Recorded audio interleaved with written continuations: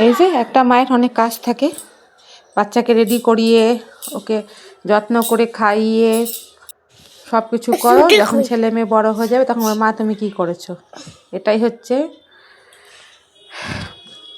মায়েদের পাওনা লাস্টে, তাই না বলুন? কিছু করার নেই, এটা অ্যাকসেপ্ট করে নিতে হবে।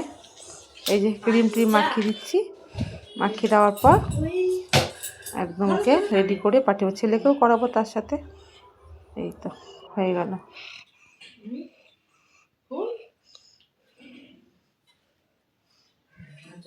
তারপরে এই যে চলে আসলাম ছেলের বই গুছাতে, ওর বইগুলো সব কটা গুছিয়ে দেবো।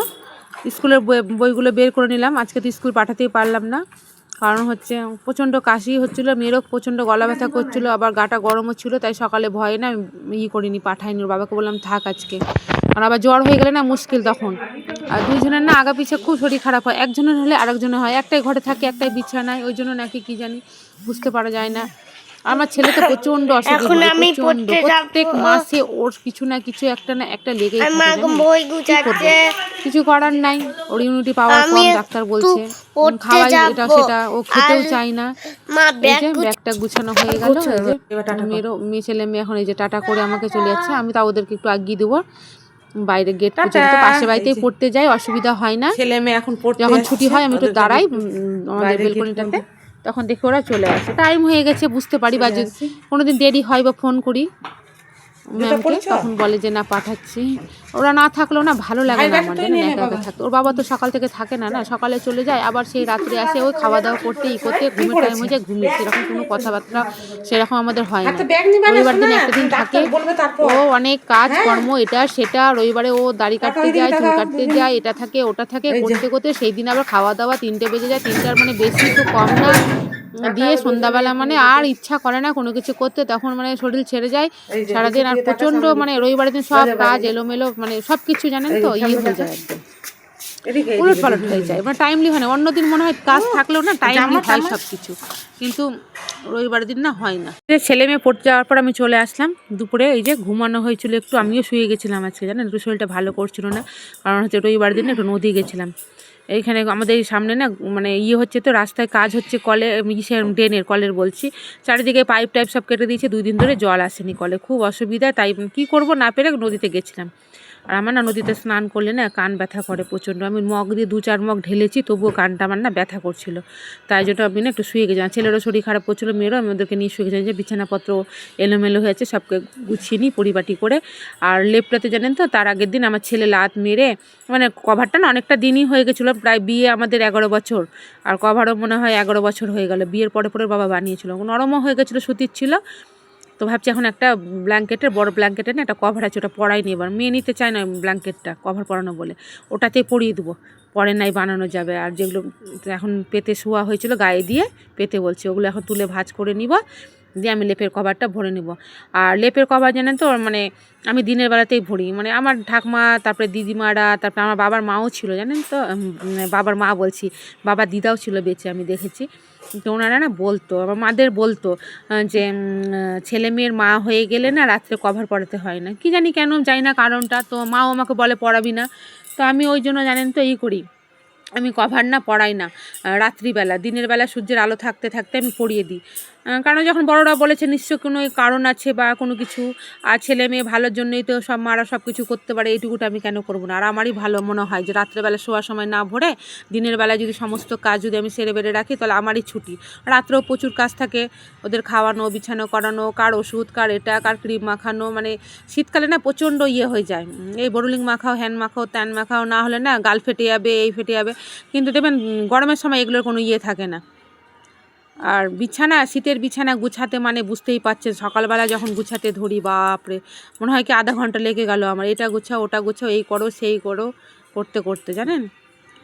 এই যে আমি গুছিয়ে নিয়ে নেওয়ার পরে মানে করব, কভারটা আমি গুছিয়ে, তারপরে আমার অনেক জামা কাপড় আছে, জানেন, আজকে মনে হয় আমার সারা বিকেলটা জামা কাপড় গুছাতে চলে যায়, প্রচুর জামা কাপড় আছে, কাঁচা মানে এলোমেলো হয়ে গেছে শোকেসে, আলমারিতে ভয়ে আমি খুলছি না, যেদিন আমি গুছাবো বা আপনাদেরকে দেখাবো আগেকার লুকটা আর পরের লুকটাও দেখাবো। মানে আপনি যদি দেখেন কিনা ভাববেন যে আমি মনে হয় প্রচণ্ড নোংরা, হয়তো গুছাই না। আসলে কি হয়, প্রচুর জামা কাপড় আর আলমারি হয়ে গেছে একটা, শোকেস একটা হয়ে গেছে, রাখা জায়গা নেই। যে একটা আলমারি নিবার অর্থেরও প্রয়োজন, নিলে তো নেওয়া তো যায় যেমন করে হোক, কষ্ট করে রাখবো কোথায়? একটা ঘরে সব কিছু জানেন, খাওয়া বসা ওঠা, ছেলে বা মেয়ের পড়াশোনা করা, ওদের খেলা, সব কিছু একটা ঘরে। কিছু করার নেই, ওইভাবেই আমাদের থাকতে হবে। যবে বাড়ি ঘর দিতে পারবো সেদিন হয়তো সব হবে আলাদা আলাদা। তাই একটা ঘর যেইভাবেই থাকে ওইভাবেই পরিপাটি করে যতটা পারি আমি গুছিয়ে রাখি। খুব একটা আমি পারি না, যেইটুকুটা পারি চলার মতো ওইটুকুটাই আমি করি। আমি পারি না খুব একটা, দেখবেন আপনারা। এই তো এখন ব্ল্যাঙ্কেটের কভারটার মধ্যে লেপটাকে ভরে নিলাম। না লেপটা যদি কভার না লাগাই না, গায়ে দেওয়া যাবে না জানেন, আর নোংরাও হয়ে যাবে, আর ওটা গায়ে তুলা হয়ে থাকবে, গোটা শরীরে লাগবে, ভালোও লাগবে না। তাই জন্য ওটা করে আমি এই দেখেন কি সুন্দর করে গুছিয়ে নিলাম বিছানাটা। এবার দেখেন ঘরটাকে মোটামুটি করে গুছিয়ে নিব। তারপরে যে জামা কাপড় আছে প্রচুর, দুপুরে শুয়ে গুছাবো, শোকেসটা গুছাবো না, কি করবো, গুছাবো। তারপরে জানেন তো গুছাতে দেরি লাগে, কিন্তু এলোমেলো করতে জানেন তো 5 মিনিটও লাগে না। আর আমার কি হয়, একটা জিনিস বের করতে যাই আর একটা জিনিস চলে আসে, আসলে রাখার জায়গা হয় না। মানে খুব মানে একদম ঠুসে ভরা হয়েছে। রাখার জায়গা যদি থাকে কিনা, পাট করে গুছিয়ে রাখলে না সুন্দর হয়ে থাকে। আর রাখার জায়গা নেই, যেমন তেমন করে ও কোনটা করে গুছিয়ে ভরে একদম আমি তালা না মারলে মনে হয় কি যে উপচে সব চলে আসবে আমার গায়ে। আর আলমারি যেদিন খুলি সেদিন তো আমার মনে হয় কি ভূমিকম্প হয়ে গেল আমার শরীরে, মনে হয় সব নড়ে চড়ে আমার গায়ে সব পড়ে গেল। আলমারি খোলার নাম শুনলে আমার ভয় লেগে যায় জানেন, মনে হচ্ছে আইলা ঝড় উঠে গেল আমার জীবনে। এই তো এইভাবে আর রাখতেই হচ্ছে, কিছু করার নাই। অনেকে জানেন তো আমার পিসি আছে, সেজ পিসি এত সুন্দর গুছায়, ওর মেয়েরাও, আমার বোন আছে দুটো, এত সুন্দর গুছায়, এত সুন্দর গুছায়। কোনোদিন যদি ওদের বাড়িতে যাই আপনাদেরকে আমি দেখাবো বাড়িঘর, এত পিটপাট করে গুছিয়ে রাখে, সুন্দর করে রাখারও যায়, দারুণ যাকে বলে মনে হবে কি একটা করে আর্ট করে রাখা হয়েছে। কিন্তু আমার দ্বারা অতটা হয় না, যেটুকুটা শিখেছি ওই দেখে এইভাবেই শেখা। আর এই যে গুছাবো একটা করে সব জামা কাপড়, শোকেস গুছাবো, দেখবেন শুধু কোনো রকম করে গুছাবো। মানে কারণ হচ্ছে কি শীত চলে যাবে, তারপরে একদম প্রপারলি যেখানকার যেই জিনিস সেখানে ঢুকিয়ে রাখতে হবে। এখন ঢুকাচ্ছি না কারণ এখন ঠান্ডাটা কম আছে, কিন্তু হট করে আবার ঠান্ডা পড়ে যাবে, আবার বের করো, এই করো সেই করো, কার ওটা খুঁজে পাবো না, কার ওটা খুঁজে পাবো না। এই যে একটা করে এখন ভাঁজ করে রাখবো, আর যেখানে যে জিনিসটা ঢুকানোর এখন ঢুকিয়ে রাখবো। ঢুকানো হয়ে গেলে তারপরে মনে করেন যে আমার শান্তি। এই সারা দুপুরটা মানে বিকেলটা একদম সন্ধ্যা পর্যন্ত আমার লেগে যাবে এই গুছাতে জামা কাপড়। জানেন 4টে মানুষের জামা কাপড় কম হয়, প্রচুর হয়। আর এগুলো সব নদী থেকে ধুয়ে এনেছে জানেন, আর কি সুন্দর পরিষ্কার হয়েছে। মনে হয় কি আমি সেদিন মানে ধুয়ে এনে নদী থেকে কাপড়গুলো কেচে নিয়ে এসেছি না, আমার মনে হচ্ছে লোভ সামলাতে পারছি না, আর একদিন যাবো। গেলে জানেন শরীর খারাপ করে। আর সেদিন গেছিলাম যে কোন ভাগ্যে জানেন তো, নদীটা ফাঁকাই ছিল আর পাথরও ছিল দুটো, কিন্তু আমি একটা থেকে আসলাম আর আরেকজন অন্যটা থেকে আসছিলো। নদীর জলটাও ভালো পরিষ্কার টলটল করছিল। জানেন গরমের সময় যাওয়া হয়, কিন্তু আমাদের বাড়ি থেকে না অনেকটা দূর, মানে যেতে আসতে আধা ঘন্টা লেগে যায়। ওই টাইমটা থাকলে না আমার এদিকে কাজ, সকালবেলাতে আমি যেতেই পারবো না, রবিবার ছাড়া। রবিবার ওর বাবা থাকে, আমাকে যেতে দেবে না, কারণ শরীর খারাপ করে, কানটা ব্যথা করছিল বলে আমি রাত্রেবেলা জানেন তো কানে মুড়ি দিয়ে শুয়েছি, একটা রুমাল বেঁধে শুয়েছিলাম, নাহলে প্রচণ্ড কান ব্যথা করে। আমার কানের দোষ আছে, একটু ঠান্ডা লাগলেই কান ব্যথা করে, ওই জন্য আমি কানটা সবসময় বেঁধে রাখি। দেখবেন মাঝে মধ্যে আমাকে টুপি পরে থাকতে, নাহলে চাদর দিয়ে রাখতে, নাহলে আমার না হয় না, পারি না আমি ঠান্ডার মধ্যে। আর ঠান্ডাতে আমার খুব কষ্ট হয়, হাতের আঙুল পায়ের আঙুল সব ফুলে গেছিলো, দিয়ে পায়ের আঙুল হাতের আঙুলগুলো জানেন তো কমে গেছে ফোলাগুলো, কিন্তু হাত পাগুলো কেমন বয়স্ক মানুষদের মতো হয়ে গেছে, পাগুলো মনে হচ্ছে পুড়ে যাওয়ার পর ছ্যাঁকা লেগে গেলে যেমন চামড়া ওঠে ওই রকম হয়ে গেছে জানেন। একটা সকাল থেকে উঠে একটার পর কাজ গুছাতে জানেন সারাদিন, মানে 24টা ঘন্টাও মনে হয় কি আমার কম পড়ে যায়। কিছু করার নেই, করতেই হবে, কারণ হচ্ছে এরই নাম সংসার জীবনে যখন ঢুকেছি, সংসার প্রত্যেকটা দায়িত্ব নিজের হাতে নিয়েছি, যখন নিজের কাঁধে সংসার ছেলে মেয়ে সবারই দায়িত্ব আমাকে পালন করতে হবে। আর স্বামী কতক্ষণ করবে বলেন, যতটা করা ও করে, যথেষ্ট করে। এখনকার দিনে ছেলে হয়ে যে করে দেয়, আমি মানে এটাই অনেক মানে ভাগ্যবান যে ও করে, প্রচুর করে আমার স্বামী জানেন, অন্য কেউ থাকলে করবে না, প্রচুর করে দেয় আমাকে, মানে কি বলবো, ঘুরে তাকাতে হয় না। ও যথেষ্ট মানে করে, মানে বলার কথা না। তারপরে তাড়াতাড়ি করে একটু গুছিয়ে নিচ্ছি, আবার ছেলে মেয়ে আসার টাইম হয়ে যাবে। ওরা আসলে আবার তখনকার ছেলে একটু খুব বিরক্ত করে আমার, জানেন, আরও কাজে আমার দেরি করে দেয়। এটা টানবে ওটা টানবে, এই করবে সেই করবে, খুবই ছটফটা আমার ছেলে। আর চঞ্চলও খুব প্রচণ্ড, খুবই চঞ্চল মেয়ে। কিন্তু আমি ছোট থেকে না, মেয়ে আমার শান্ত, তাও এখনও মেয়ে যে বড় হয়েছে একটু একটু মানে মানে বদমাশি করলেও না, কথা বললে কথা শুনে, কিন্তু ছেলেকে না পারা যায় না, ছেলে প্রচণ্ড ভালো করে যেখানকার মতো জায়গা মতো রাখতে হবে। রাখবোই বা কি করে, একটাও জামা কাপড় জানেন তো আলমারিতে বলেন শোকেসে বলেন আমার চেয়ারে তাও আলনাটায় কোনো রকমের গুছিয়ে রেখে বালতিতে করে সমস্ত জামা কাপড় আমার জানেন তো ভিড়, ঘরে জামা কাপড়ের ভিড়। কিছুটা বাতিল করবো ভেবেছি এবার। আর বাতিল করতে গেলে মনে হয় কি এটা থাক পরের বছর হয়তো লাগবে কোনো সময়, এইভাবে ভাবে বাতিল আজকে আমার জামা কাপড় গুছাতে গুছাতে চলে গেল বন্ধুরা। এই শীতকালে একবার আলমারি থেকে বের করেছি, শোকেস থেকে বের করেছি, এদিক সেদিক থেকে বের করে প্রচুর জামা কাপড় ঘরে লেগে গেছে। আমার গায়ে এখন ঠান্ডা আস্তে আস্তে কমছে, এখন একটু এত একটু জামা জামা কাপড় আর রাখছি। রাখার তো জায়গা নাই, মানে চারটে লোকের জামা কাপড় আলমারির যে অবস্থা হয়ে আছে, ধরে না, ভূমিকম্প খুললে কি যে করবো জানেন কিছু মানে উপায় নাই, তাই ওইভাবে রাখতে হয় আমাকে, মানে কোনো রকমের ভরে ওদেরকে খুশি আমি তালা দিয়ে দিই না পরে ঘরে রাখার জায়গা নেই, এত ঘরে জামা কাপড়, চেয়ারে জামা কাপড়, আলনাতে, বালতিতে, এখানে সেখানে, মানে জামা কাপড়ের ভিড় পাহাড় হয়ে গেছে, আমার গায়ে পড়বে এত জামা কাপড়। তাও ছেলে মেয়ে বাড়ি ঘর যতদিন না হচ্ছে এইভাবে কষ্ট ভোগ করতে হবে, কিছু করার নাই। খাটনিও এরকম করে খাটনির গাধার মতো খাটতে হবে। বাড়ি ঘর জানেন তো ঠিক মতো গুছানো থাকলে, সবকিছু সেপারেট থাকলে, সবকিছু ঠিক মতো গুছানো থাকে, ঘর বাড়ি সব ভালো লাগে, পরিষ্কারও লাগে। আর একটা ঘরের মধ্যে আলমারিতে আটে না, শোকেসে আটে না, আলনাতে রাখি, মানে অজস্র জামা কাপড়, মানে গুছিয়ে যে রাখবো, মানে পাটপান করে সুন্দর করে গুছাবো, সমস্ত এভরিথিং সবই কিছু মনে ভরে ঠেলে ঠুলে তালা মেরে রেখে কিছু উপায় নাই। কি করবো বলো, এই তো হচ্ছে জীবন মানুষের, সব চাইলে তো আর পাওয়া যাবে না। ভগবান যখন দিবে তখন হবে সবকিছু, আর ভাগ্য লাগে সবকিছু সবার, সবার মতো ভাগ্য নাই। এই দেখেন, তারপরে শোকেস দেখেন, এই দেখেন শোকেসে একদম রাখার জায়গা নেই, দেখেন নিচ থেকে নিচ উপর, মানে কোনো কিছু বাকি নাই আমার ঘরে, জায়গা মানে জামা কাপড় রাখার জায়গা হয় না। ছেলে মেয়ে তো বলবে আরো আমাদের দরকার, আরো দরকার। ঘরটা পরিষ্কার করে ঝাড়টার দিয়ে নিয়েছি, দিয়ে এখন ঘর দুয়ার সবকিছু আল্লাহ শোকেস সবকিছু দেখতে থাকুন। শোকেসের এই যে মাঝখানের এই যে যেখানে ঝাড় দিব, ঘরটা সন্ধ্যাবেলা 4:45 বাজে আপনাদেরকে দিয়ে এখন যে ঝাড়টা দিয়ে তারপরে মুখ হাত ধুয়ে জামা টামা চেঞ্জ করে তারপর সন্ধ্যা টন্ধা দিয়ে তারপরে আপনাদের কাছে আজকে একটু চিরুনি করব, মাথাটা চিরুনি করে তারপরে সন্ধ্যা টন্ধা দিয়ে চলে আসলাম, একটু চিড়ে ভাজা করব। দিয়ে আমি সন্ধ্যা দিয়ে চলে আসলাম, তারপর চলে আসলাম যে একটু চিড়ে ভাজা। ছেলে মেয়েদের জন্য ঠান্ডা লেগেছে, এখন জল খাওয়ার দিব ছেলে মেয়েদের মধ্যে দুধ দিলে আর বেশি দুদিনের ঠান্ডা লেগেছে, ঠান্ডা লাগলে না দুধ দিলে না ডাক্তারও বারণ করে, মানে ঠান্ডা লাগলে থাকলে গরুর দুধটা বারণ করে, দিনে নাকি আরো বেশি হয়, তাই একটু একটু চিড়ে ভাজা করছি আর একটা লঙ্কা আর একটু বাদাম দিয়ে আমি চিড়ে ভাজা আর লাল চা করে দেবো, এটাই ভাজবো এখন, আর একটু লাল চা, ওইটুকুটাই চিড়ে আছে সব, মানে এর একদিন ভেজেছি, নবান্ন চিড়ে ছিল, নবান্ন হয়েছিল তো অঘ্রাণ মাসে তখনকার, দিয়ে আমি এখন মনে করেন তারপরে চা করে দিব।